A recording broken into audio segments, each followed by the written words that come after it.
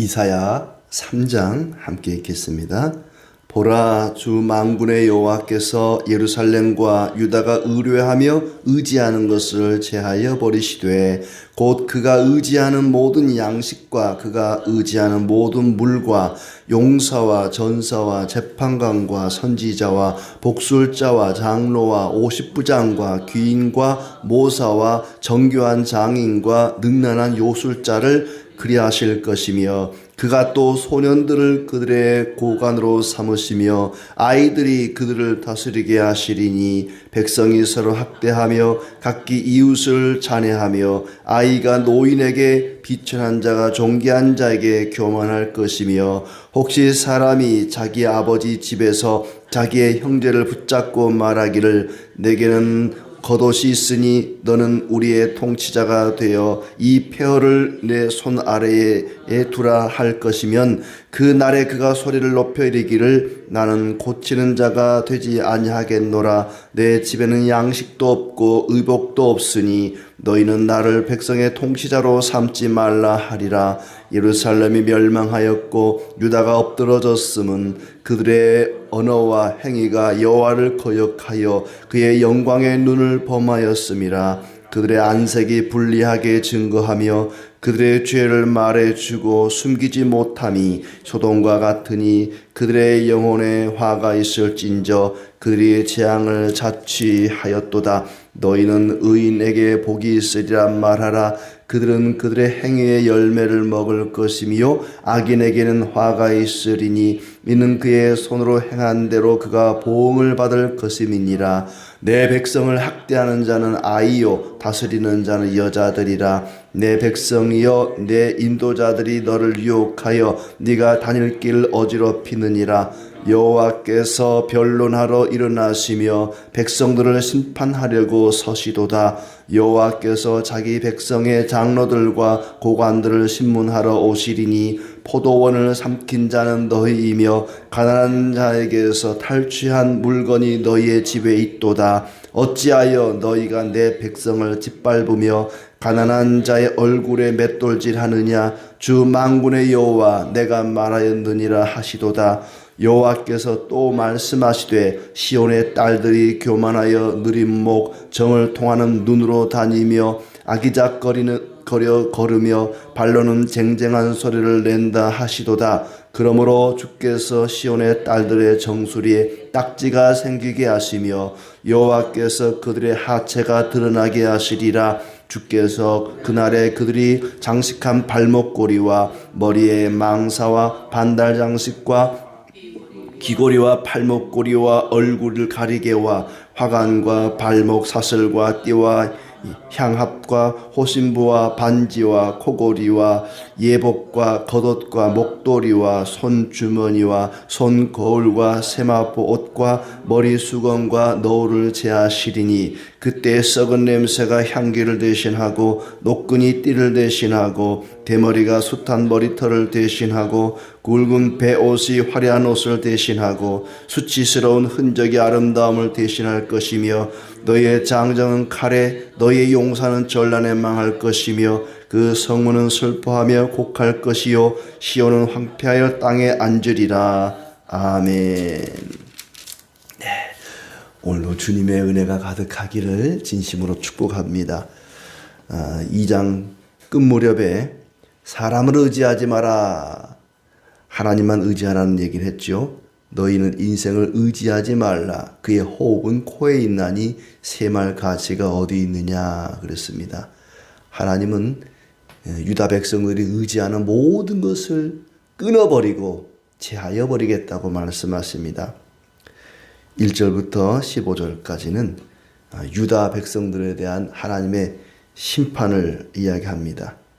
하나님의 백성이 하나님 외에 다른 것을 의지할 때에, 다른 것에 마음을 빼앗길 때에 그것을 모조리 제거해버리겠다는 것입니다. 마치 지팡이를 짚고 있는 사람의 그 지팡이를 빼앗아버리고 그 지팡이를 부러뜨리는 것처럼 하나님 외에 다른 의지하는 것이 있다면 그것을 모조리 다 빼앗아버리고 제거하겠다고 이야기하십니다. 1절에 하나님께서 예루살렘이 의지하는 모든 것을 없으신다고 말씀하시죠. 예루살렘과 유다가 의뢰하며 의지하는 것을 제하여 버리시되 그렇습니다. 그가 의지하는 모든 양식, 모든 물 그랬습니다.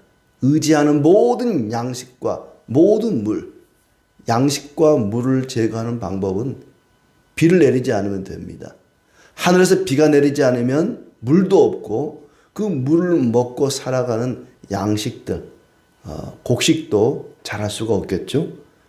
그렇게 모든 양식과 모든 물을 없애버리겠다. 용사, 군인, 재판관, 선지자, 복술자, 장로들, 50부장, 귀족, 모사와 기술자와 요술자들, 쓸만한 사람 다 없애버리고 철부지 어린 아이들이 나라를 다스리게 할 것이다. 능력도 없고 용기도 없는 그런 사람이 나라를 다스리게 될 것이다. 또 백성이 서로를 학대할 것이다 그랬습니다. 5절에 백성이 서로 학대하며 이웃을 잔해하며 아이가 노인에게 비천한 자가 존귀한 자에게 교만할 것이다. 이웃끼리 서로 싸우고 젊은이들이 노인들에게 덤벼들고 천한 자가 종들이 존귀한 자에게 덤벼들 것이다. 무정부 상태가 된다는 것입니다. 그러다 보니까 누구도 지도자 되기를 거부합니다.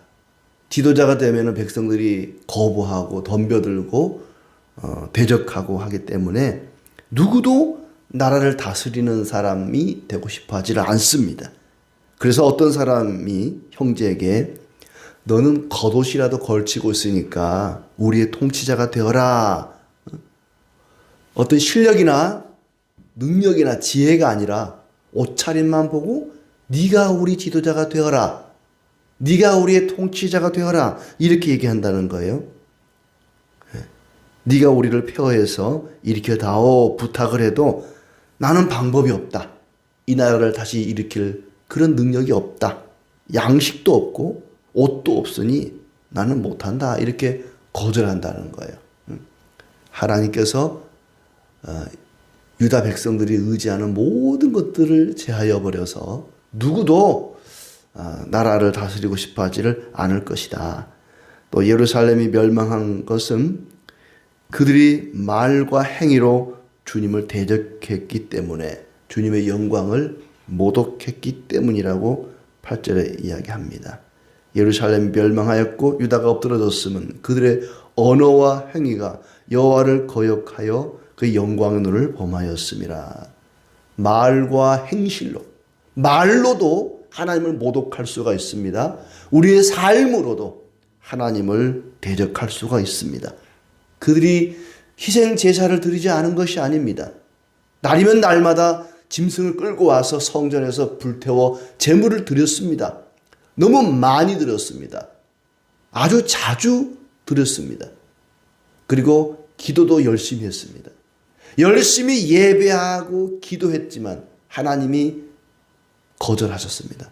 받지 않겠다. 듣지 않겠다.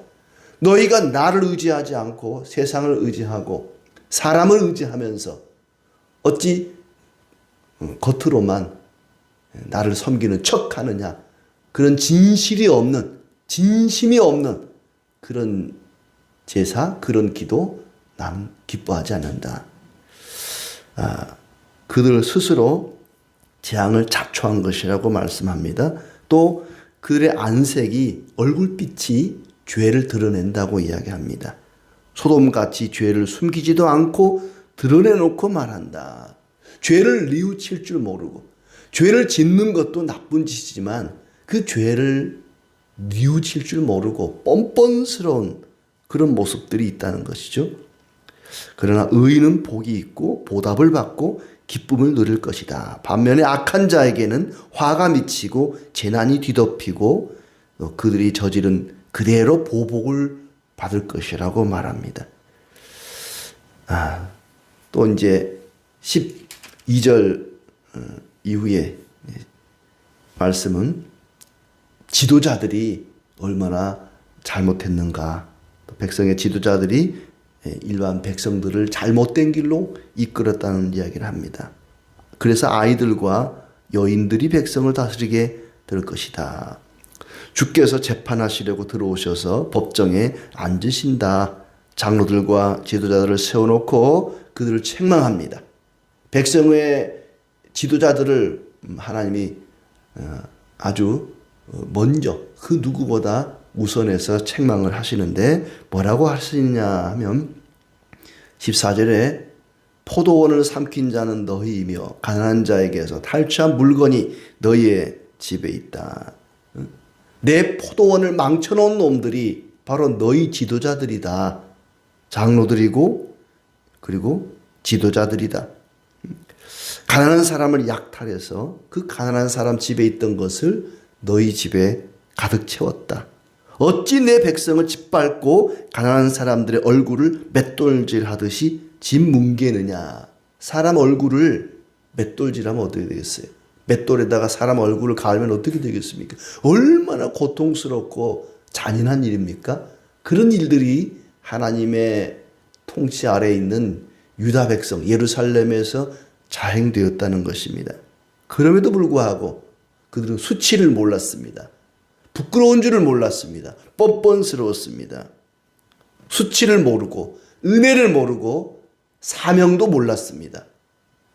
그들에게 포도원을 맡겨놨더니 오히려 포도원을 홀라당 불태워 먹은 것과도 같다는 얘기죠.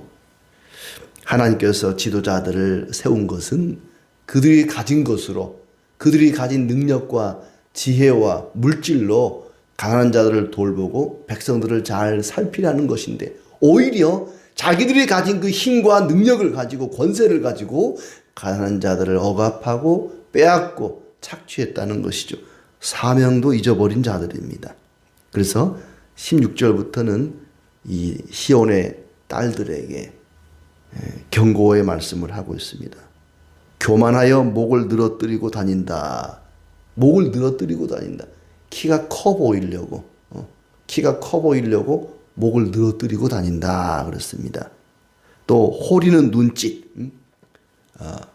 이 시온의 딸들이 예루살렘의 여인들이 남자를 꼬신이라고 이 눈짓이 아주 야시시한 눈짓을 한다는 거예요. 호리는 눈짓, 꼬리치는 걸음, 발로 쟁쟁거리면서 소리를 내고 다닌다.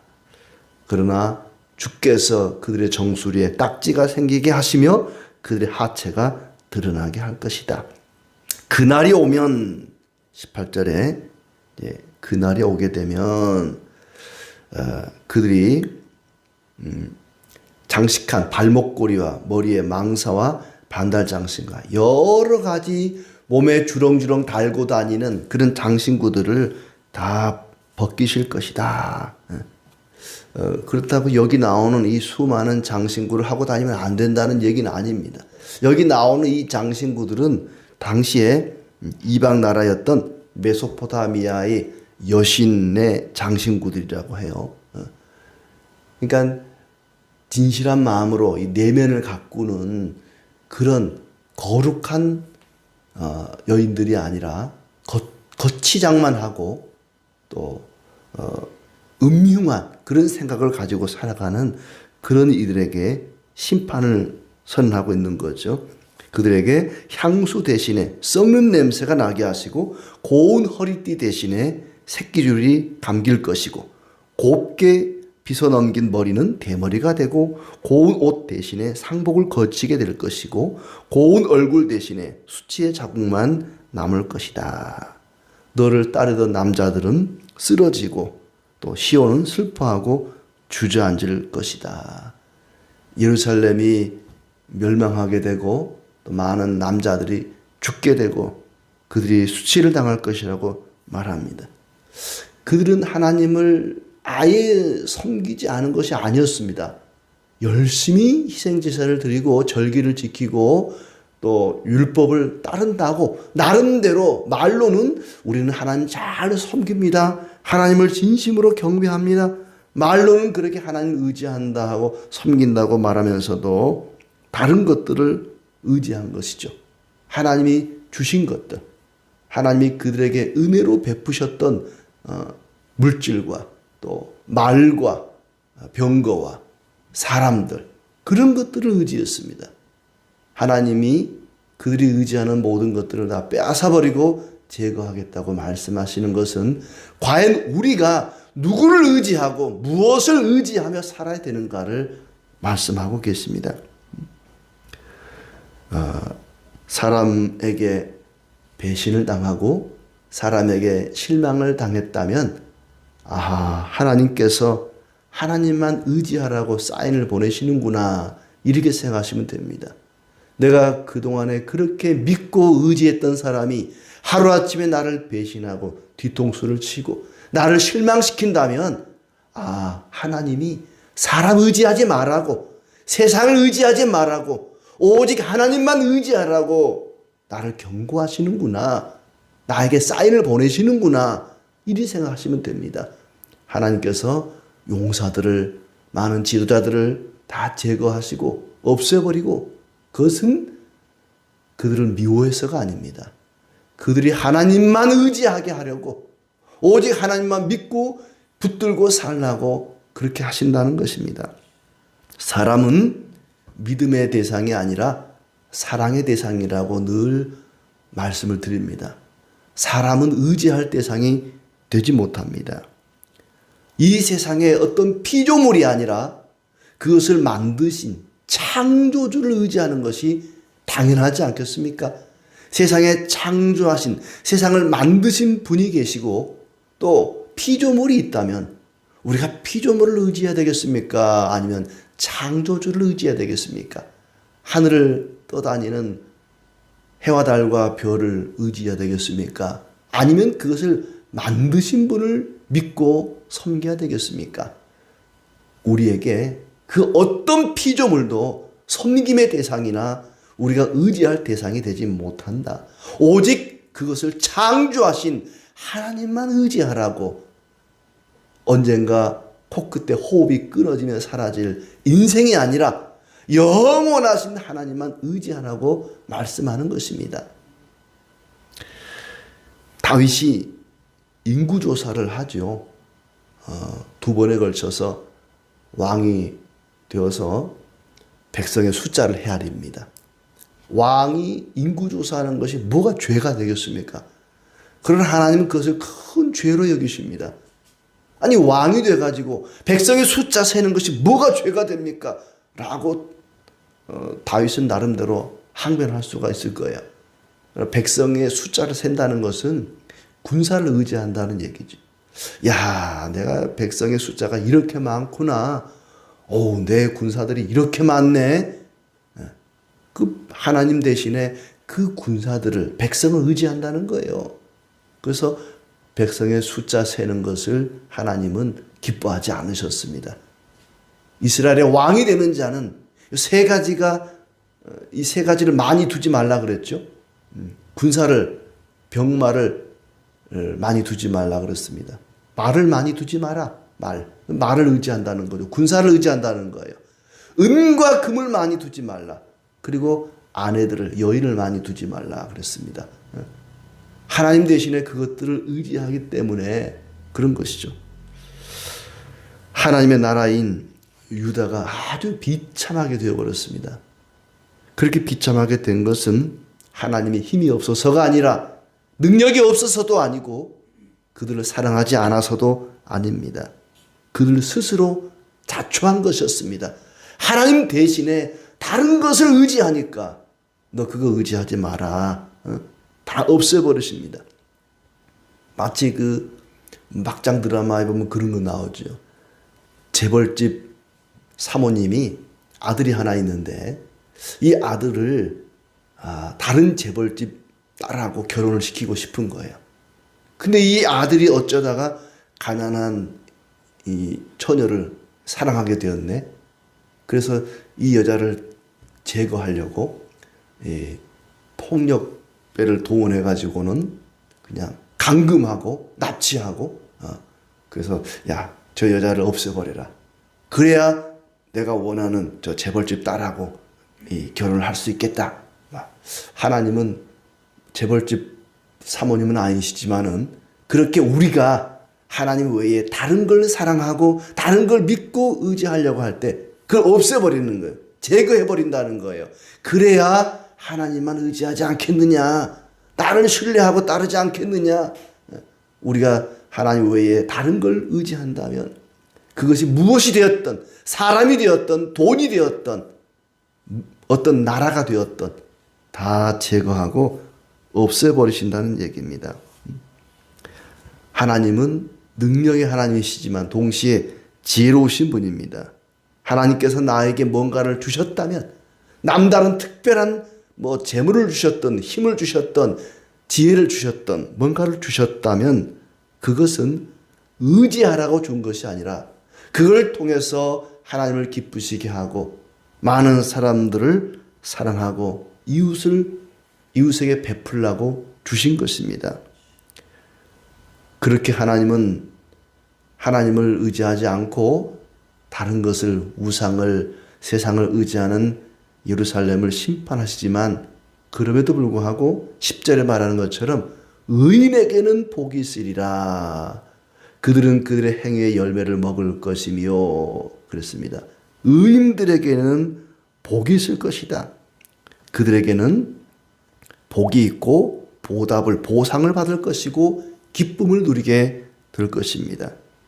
하나님만을 의지하고 악을 멀리하고 순전한 마음으로 진실한 마음으로 하나님을 섬기며 나갈 때에 하나님께서 우리를 돌보시고 복을 주시고 보상하시고 기쁨이 충만하게 될 것입니다.